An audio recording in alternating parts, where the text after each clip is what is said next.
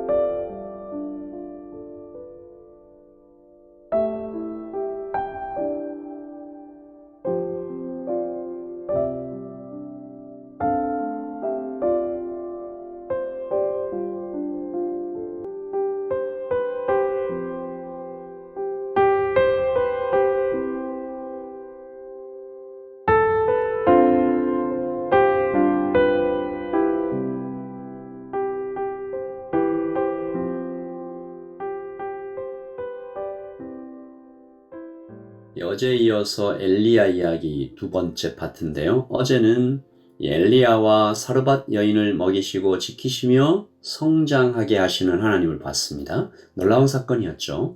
기름과 떡이 계속 생겨나는 창조의 기적, 이미 죽어버린 여인의 아들을 다시 되살리는 부활의 기적이 일어났습니다. 이 한 가지 질문이 좀 생기죠. 왜 이런 엄청난 기적이 작은 집에 일어났지? 주목받기 참 힘든 한 여인에게 일어났을까? 하나님은 하나님이신데 먹이시는 이 창조의 기적을 전 이스라엘에, 아니 지금 고통받고 있는 전 세계에 일으켜주시면 얼마나 좋을까? 아들 잃은 사람이 그 여인만 있는 것 아닐 텐데 왜 이 여인만 죽은 아들을 되돌려 받는 그 축복을 누렸을까? 여러분, 이것은 구약에 나타나는 모든 이야기들, 사건들은 상징입니다. 메시지죠. 구약의 사건들, 물론 신약도 마찬가지지만 그것이 개인에게 일어난 아주 작은 이야기라고 할지라도 우주적인 진리를 보여주는 사인인 것입니다.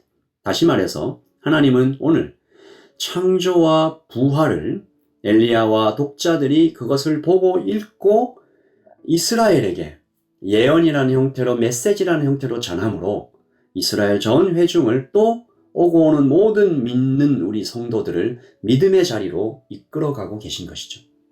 이 역설적이게도 여러분, 이걸 중요합니다. 잘 들으십시오.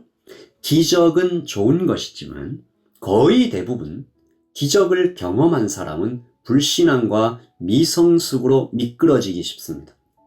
누군가의 말을 인용하자면 호의가 계속되면 권리인 줄 안다라는 말이 있죠.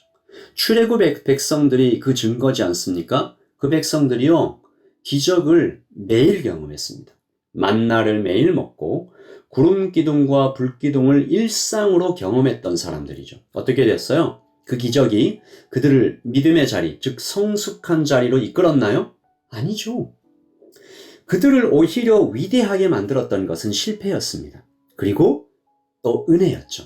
하나님은 오늘 사르밧의 여인을 통해 이스라엘에게 또 우리에게 말씀하고 계신데, 너와 묶여있는 하나님은 창조이며 부활이며 충만이다. 그러므로 지금 눈에 보이는 그 기름과 떡이 아니라 하나님을 신뢰함으로 걸어가라. 죽음이 끝이 아님을 늘 생각하라. 영원한 하나님의 나라를 사모하라 라는 것이죠. 여러분, 오늘 이야기도 그렇게 시작됩니다. 엘리야가 이 사르밧 여인의 집에서 떠나서 한 사람에게로 보냄을 받습니다. 누구예요? 아합입니다. 이 사르밧의 여인과 똑같은 처지에 놓여있는 땅의 왕이죠. 2절입니다. 엘리야가 아합에게 보이려고 가니 그때에 사마리아에게 기근이 심하였더라.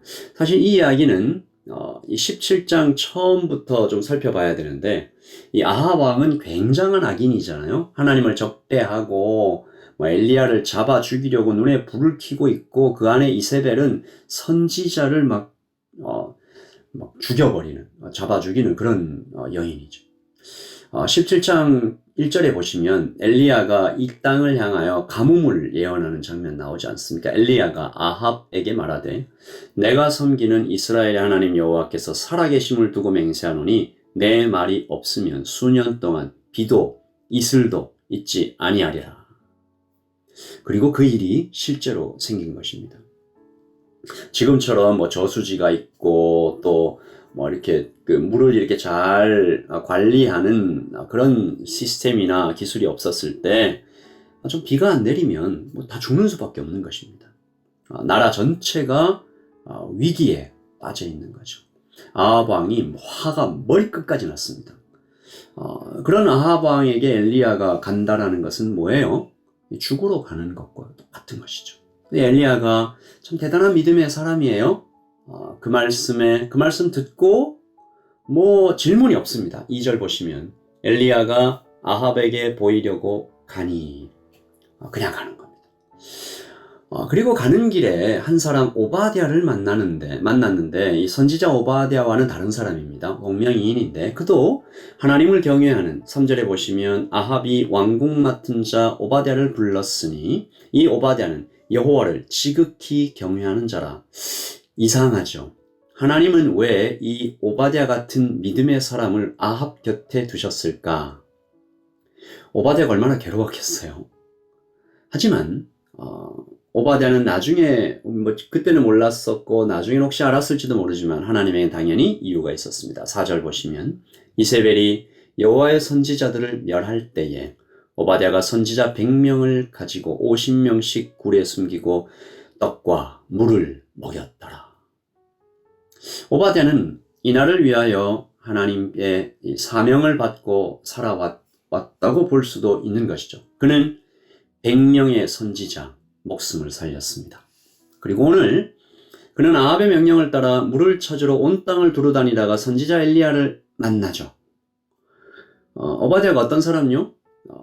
지극히 여호와를 경외하는 자, 대단한 믿음을 가진 자. 근데 이어지는 오바댜의 말을 들으면 참 불쌍할 정도로 애처롭죠. 하나님을 알고 엘리야를 알았던 그 오바댜가 지금 겁을 내면서 막 떠는데 아합이 너무 무서워요. 엘리야가 여기 있다라는 말을 좀 전해라. 엘리야가 그렇게 얘기한 거잖아요. 아합 왕에 가서 내가 왔다고 말해라 라고 얘기하니까, 그러다가 내가 가서 말했는데 혹시 당신을 못 만나면 아합의 분노를 제가 어떻게 감당합니까? 저 금방 죽을 거예요. 이 말을 좀 들으면 9절 보시면 이르되 내가 무슨 죄를 범하였기에 당신이 당신의 종을 아합의 손에 넘겨 죽이게 하셔야 나이까. 이 엘리야의 말에 3번 연속 거절을 하며 무섭다 합니다. 12절에도 내가 죽임을 당할 것 같습니다. 14절에도 그리하면 그가 나를 죽음. 아까 여호와를 지극히 경외하는 사람이라는 칭찬을 받은 사람이 맞나 싶을 정도로 걱정하고 무서워하고 믿음이 없어 보이는 오바댜의 이 애처로운 모습을 보며, 여러분, 이것이 우리가 사는 현실이죠.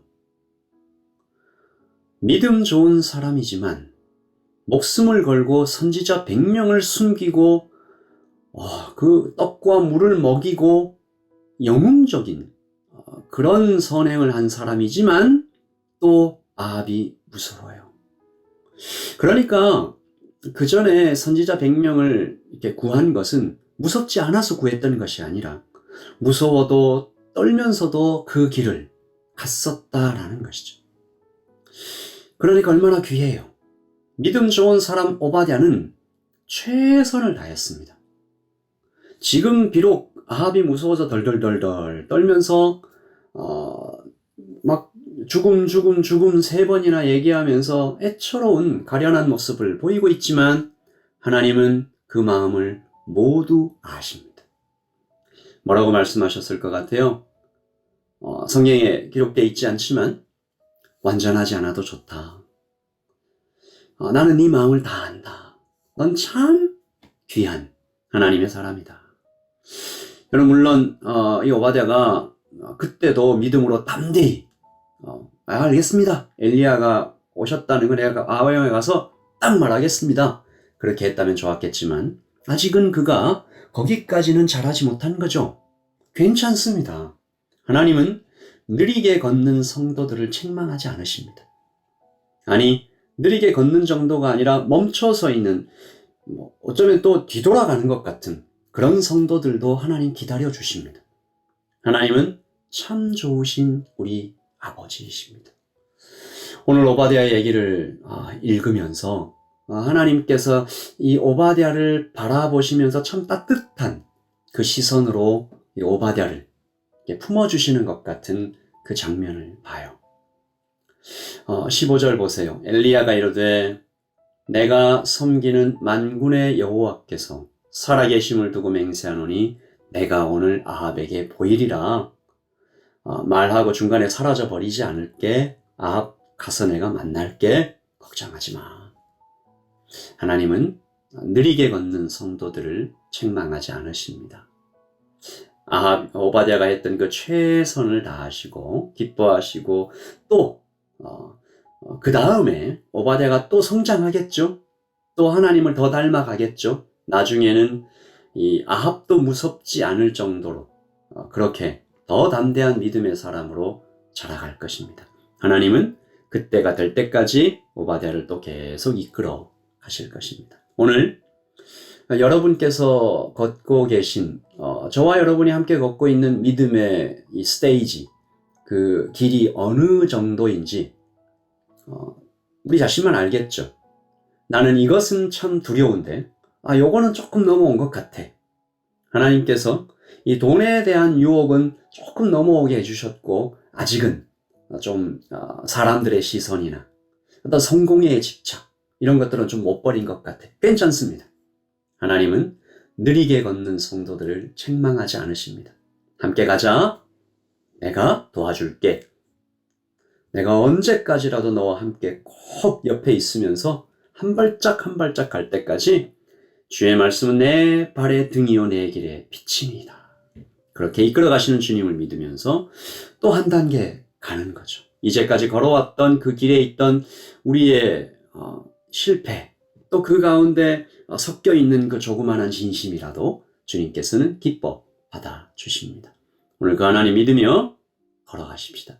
주님은 실수하는 오바댜를 향해서도 여호와를 지극히 경외하는 자라라고 칭찬해 주셨습니다. 기도하겠습니다. 하나님 아버지, 우리가 기적을 만나서 변화되는 것이 아니라 주님의 사랑을 만나서 주님께서 동행해 주시고 기다려 주시고 알아주시고 참아 주시고 괜찮다 하시는 그 자비를 만날 때 우리가 주님께 더 가까이 닮아가는 것을 바라봅니다. 주님, 오늘 우리가 좀 느리게 걷는 것 같아도 주께서 기다려주시는 주님, 아버지 하나님, 그 하나님 믿고 걸어가게 하여 주시옵소서. 주께서 환하게 웃으시면서 우리와 함께 걷고 계시는 것들을 봅니다. 주님 감사합니다. 예수님의 이름으로 기도합니다. 아멘. 여러분, 오늘도 한 발짝씩 걸어가십시다. 주께서 함께 하실 것입니다. 평안하십시오. 샬롬.